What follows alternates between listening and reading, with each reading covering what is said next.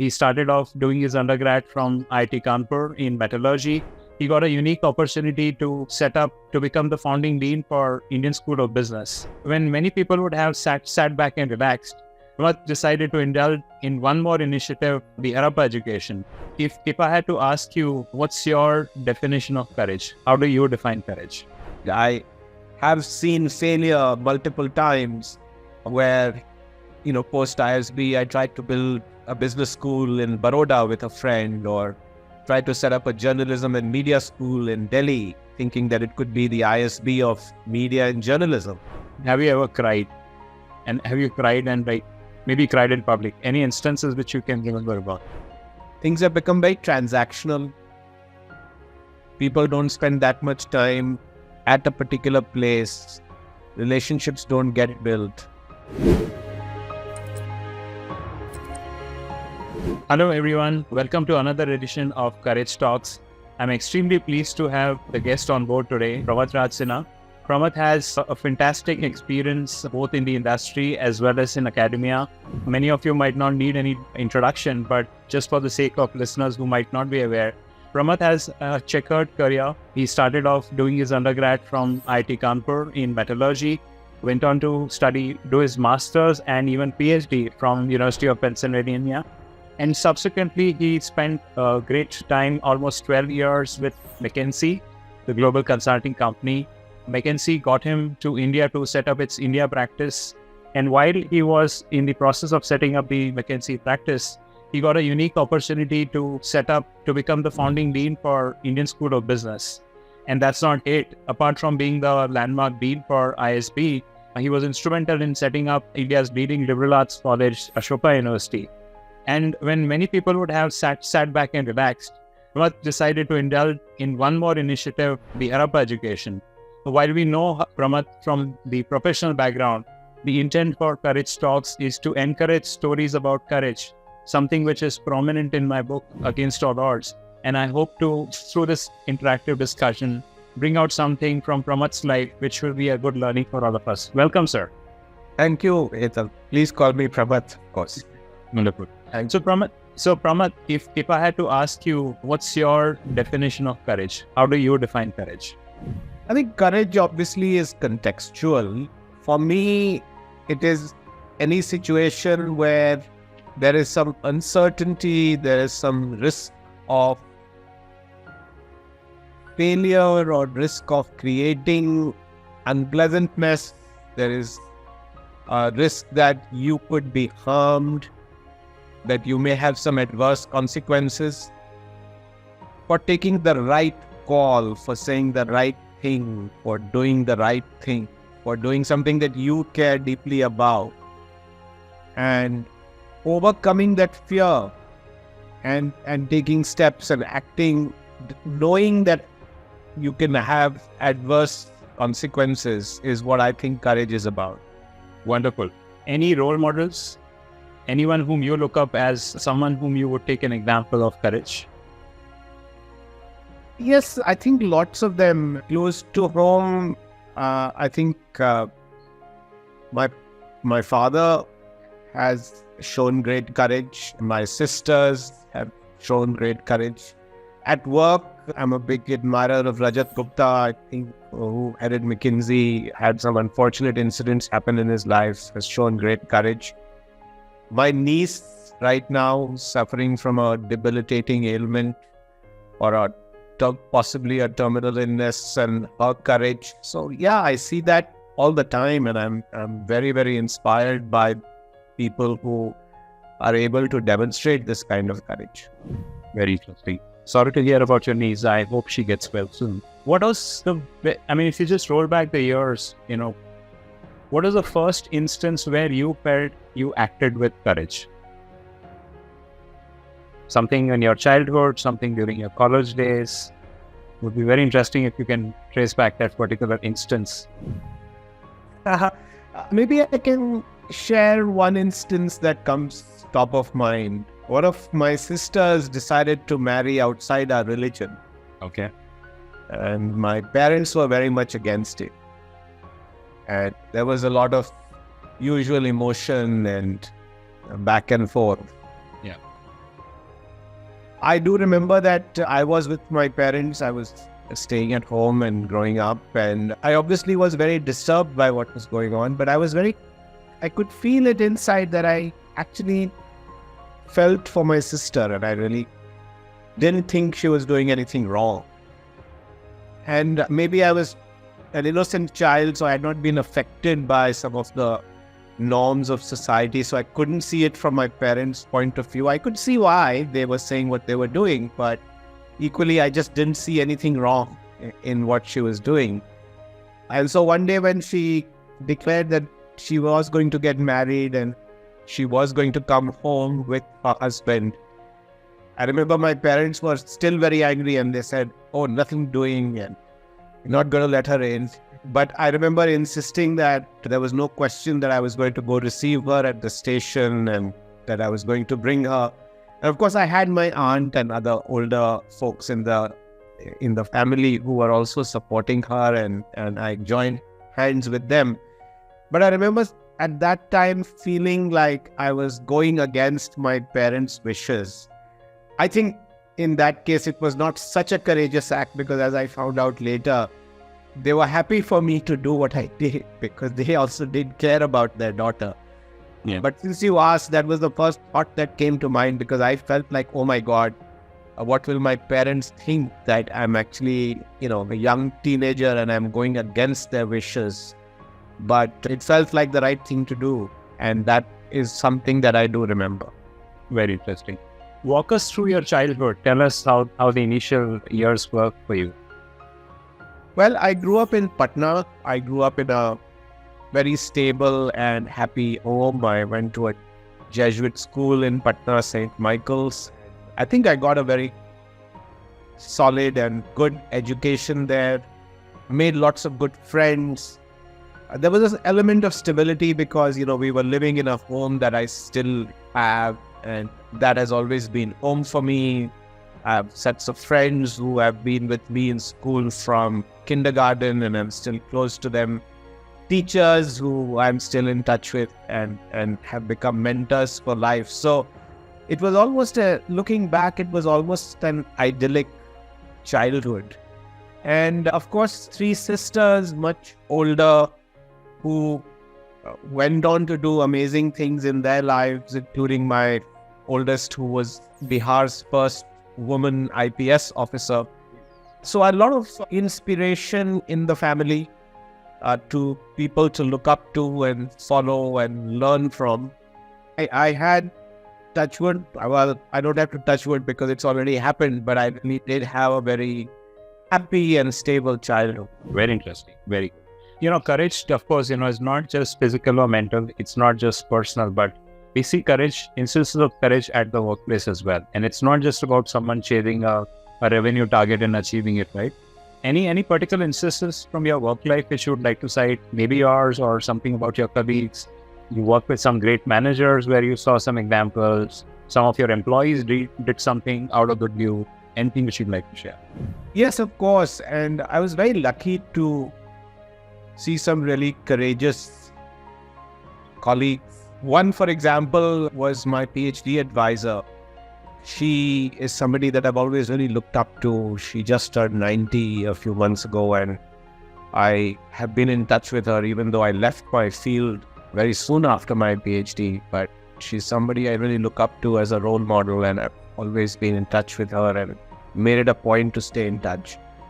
She had a remarkable story. While she was a great academic and extremely well-known technically, she grew up in Czechoslovakia, lost her parents quite early, was Jewish and therefore had to face a lot of the persecution because of the Nazis, survived the war, but had decided to come to Stanford to do a postdoc from what had become Russian-occupied Czechoslovakia and couldn't go back to her family and kids for more than 20 years.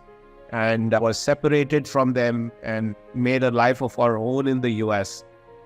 And then when the Berlin Wall came down and I was in the lab with her, I was her student, I got to see the reunification, the reunion with her family, which was very touching. And The stories of what they had to go through and how she had kept in touch over the years was a personal story, but at the professional workplace. But I know you are asking professional stories, and I've seen many of those. One of my clients once at McKinsey, when I was a junior consultant as an associate in Canada, told my boss's boss that he wasn't sure whether I was the right person for the team, and hinted that it probably had to do with the fact that I was not white or that I came from another country. And I remember that my partner came back and he was very upset. He didn't need to tell me, but he did tell me that, listen, this is what happened today, and you should know that I would never tolerate any comment even like this. And so I've told this client that we will stop serving him. Wow. If he was to, insist that you should not be part of the team. And I was really blown away, and I was like, no, it's okay. I'll get off the team. You continue to serve them. Who cares? Yeah. But he was very clear that, no, this is not about you or me. This is a matter of principle. And this was a very large, lucrative client for the office. Right. So I remember that incident very clearly, and it was a very poignant moment for me to see that somebody was willing to override all commercial and even professional relationships to say, I have to stand by this person. There are some other acts like that where, whether it came to telling my team that they were overworking me, which was done by, the head of our office, or saying, listen, you're not getting a ticket to go home. The office will pay for a business class ticket to India because your father has had a heart attack. I mean, these were acts more of compassion, but I think they're also moments of courage and lessons in courage, in the sense that later on in life, when I was seeing those things happen to my subordinates or my colleagues, it actually gave me the strength to say, of course, you have to do this for them, not worry about what the rules are, what the financial implications are. So I think I've been very lucky to see a series of such events in my life, and I think that has been very inspiring. Yeah. No, I think that's a good point you touched. In fact, there was one of the questions which I was coming to. Acts of kindness or display of compassion. It's very unfortunate, but you need courage for that. Yes, because people think you're being soft. Yeah. Or people think you're you're playing favorites because you are offering something to somebody that wouldn't be available to everyone. Right. That you are getting taken in by a situation and doing it as a favor. Right. And you face these kinds of situations all the time. And particularly as a leader and as a senior person in the organization, you always have to take these calls. And I think, it's a bit sad that acts of kindness, acts of just human reaction to situations are also seen as being too soft or doing favors. Yeah. Or even pardoning someone, right? Yes. It requires courage to pardon someone who's committed a crime and saying that, okay, I'm letting you go. Yes. Yes. That's true. The other element or facet of courage is with regard to taking risk, right? Sure. Putting your neck on the line, taking up an aggressive deadline, and staying true to your words, right? You've been part of great projects. Any particular instance or instances which you would like to talk about where you took a risk, you made a bold attempt, you went out of your way against the rules and said, no, we'll do this, and you got it to completion? I think all the projects I've been associated with have had that inherently, because I've always wanted to do things that are different. Mm-hmm. I've always felt that if I had to put my life behind something or work hard at something, then you might as well do something that was unique or different, that was different from what others were doing. And so there's always an element of uncertainty, risk, when you're trying something different or new. So whether it was ISB and the 1-year MBA model, in fact, not being able to call it an MBA because we didn't have the regulatory approval and still going ahead with it. I'm not claiming complete credit for it. There were many other people involved, but I only know how hard it was to convince people in the early years that this was something legitimate. I think even at Ashoka, we started with the Young India Fellowship Program. We didn't have a campus. This had never been done, that you just rent a classroom and you rent a hostel down the street and start a program which is going to turn into a world-class university. I think if people looked at it at that time, they would say you must be smoking something to think that this is going to compete with the top universities of the world. So I think, and equally, I have been in situations where I've taken those calls and those calls have actually bombed and have not worked out. So I do know that this is not me trying to be humble or trying to act like I was afraid but knew I was going to succeed. I have seen failure multiple times where, post ISB, I tried to build a business school in Baroda with a friend, or tried to set up a journalism and media school in Delhi, thinking that it could be the ISB of media and journalism, and fail.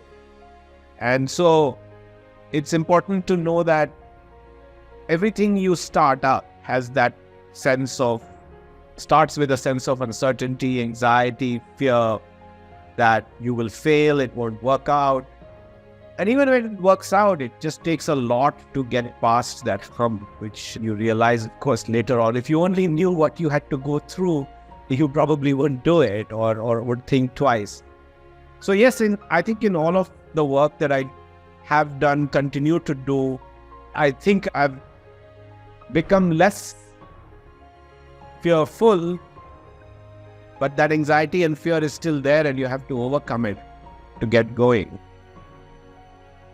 And I think that element of anxiety is important because that's what makes us human, right? Yes. And also, I think over a period of time, I've come to realize that you really don't know whether you will succeed at all. You have to almost assume that you won't succeed, yet have the mindset that you are here for the long haul. And having that approach, I think, does allow you to be that much more successful. I think at Harappa, for example, I've always tried to keep telling myself that while we have to learn from what others are doing, learning digitally and learning using technology is such a new field that you can't lull yourself into believing at any point in time that you know exactly how people will learn through this medium, that it's a journey rather than a question of discovering new solution or a new way. And that, I think, keeps you honest that, listen, this is something that has to be done from scratch and not by just assuming that you've arrived or that you've learned something. Yeah, that's true. Now, I think this relates to the offline conversation which I was having with a friend of mine. He's also a runner like me. The point here is the uncertainty is the only certain element of life, right? And he's planning to go for a 50K ultra to Pune, and gang of 5 people are traveling all the way from Coimbatore to Pune, a 20-hour drive. And I was just asking him, who all are coming? He says, I'm not supposed to share because it's being kept under wraps. They want to keep it more like a secret. I don't know why they won't do that. That's what my friend said. I said, no, I know why they're not doing that. Because despite the fact that you're seasoned runners, you've done the distance multiple times, you know the terrain and all that, but till you actually reach the end, you don't know how the journey is going to be, right? You don't know how the terrain is going to be. You don't know whether your hydration is going to work right. You don't know whether you're going to trip and fall. And whether you trip and fall, the injury is going to be still okay for you to continue running or not, right? And I think that's what adds beauty to when you're taking up a large initiative or a large project. While you obviously have a goal and you will cut that goal into micro pieces, but eventually how it will fall through and how it will come out, you will only know when you reach the end. Yes, absolutely. Yeah. The other element of courage is vulnerability, right? And I think you touched upon that point, right? To display your emotions or to be quote unquote soft in public, right? And one of the biggest element of vulnerability is to cry, to shed tears, and to let people know what's really going inside you.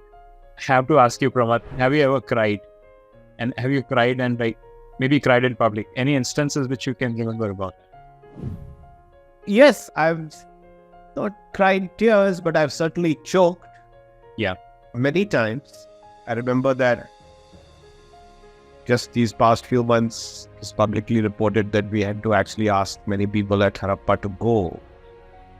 And after they had left, I had to speak to the people who were left. And I wasn't expecting to, but I did choke up. And because I genuinely felt that this was very tough on the people, because they were hoping to build careers with us for a long, long time. And a lot of these people were extremely talented. It's hard to let them go. They'd been with us for a long time. I've often had to give farewell speeches or convocation speeches to batches of our students. And I've choked when that has happened. Unfortunately, I've also had to speak at ceremonies after people have passed away, remembrance ceremonies, and at that time also I've choked. So I actually don't mind. I don't worry about that. That's one of those things where I think it happens naturally. I tear up sometimes when people come to see me and tell me their stories, or tell me about maybe something that I had done for them and they are grateful about. It just feels very emotional. And while I may not, like I said, cry tears, but I do think I tear up. And I think people notice it, and it connects you to people in a way that is very special, I think. Yeah, that's true. Yeah, I mean, people might be more used to the hard exterior, but the softness connects people more, right? Once you are showing your emotions, the other person also feels more relaxed, and maybe the other people will also start displaying their emotions as well. Yeah, and it's such a basic emotion that most of us think that others will either find it awkward, or what if people think that you are being weak? But it couldn't be further from the truth, right? Because we can all identify with it as if we identify with watching somebody smile or laugh, or so it's actually a very normal emotion, but somehow we've made it or started to equate it with weakness or awkwardness, and it doesn't have to be. Yeah. So that's why I think there's a lot of talk in the media when Roger Federer was crying on his farewell match, right? And people are like, oh, finally he's showing the emotions which he really had it in him. And, of course, those instances are few and far in between, but it's just that we don't see them very often, right? So we tend to make a big deal about it. I was listening to a podcast this morning, just as a quick aside, where Sure, please. This researcher from Harvard who talks about the fact that you can actually control your emotions, and that you're actually not born with them, but that your context, your physical environment, and that actually your ability to think things through the evidence is that you can control it. Okay. And therefore her thesis was that it's very difficult for ChatGPT and AI to actually figure out emotions or figure out what's really going on in somebody's head or inside them by looking at their face. Right. And I think the Federer example is a good one, because when people are concentrating or they've developed their ways of hiding emotion or controlling emotion, you don't really know what's going on inside. And she often also goes on to make the point that with the same emotion, which you would see as a smile, could also be somebody smirking or being sad, and discerning that in AI is going to be extremely difficult, because you just don't know what's happening behind that. Anyway, just an aside. Yeah, no, that's true. No, I think it's been a wonderful discussion, Pramath, and towards the end, you're a source of inspiration for a lot of people. Any advice or words of wisdom which you'd like to share with the listeners? since you started with courage, I think that for me, I realized, and courage at the workplace for me has always been being able to speak up and stand up for people who work with you, and being able to take the bullets for their mistakes and failures. I think it's important to keep that in mind for young people who are growing up at the workplace. I think things have become very transactional. People don't spend that much time at a particular place. Relationships don't get built. But I think young people are still looking for inspiration, and they are all looking to work with people who are inspirational, who are empathetic, who are vulnerable, who are able to connect, who they feel like are role models. And one simple way to do that is to support young people, to be there for them, to show courage when you need to back them, whether it is with people in the organization, whether it is with clients, superiors. So that's the only piece of advice that comes to mind. And maybe I'm saying this because when I was growing up and when I was a early tenure professional, I thought that was something I benefited from a lot, where you almost had people unfairly protecting you when you screwed up, equally throwing you off the deep end and providing you the support that you don't drown and sink. And all of those things require courage. And I think it's important to continue to maintain that in the seemingly certain uncertain world that we are in, and don't get time enough to invest in relationships. Wonderful words, and I'm sure that listeners will be able to benefit from your kind words as well. Thank you very much, Pramath. It's been a fantastic experience going back down memory lane and getting some very interesting instances from your past, which I'm sure will be a source of inspiration for a lot of people. Really appreciate it. Thank you very much. Thank you so much.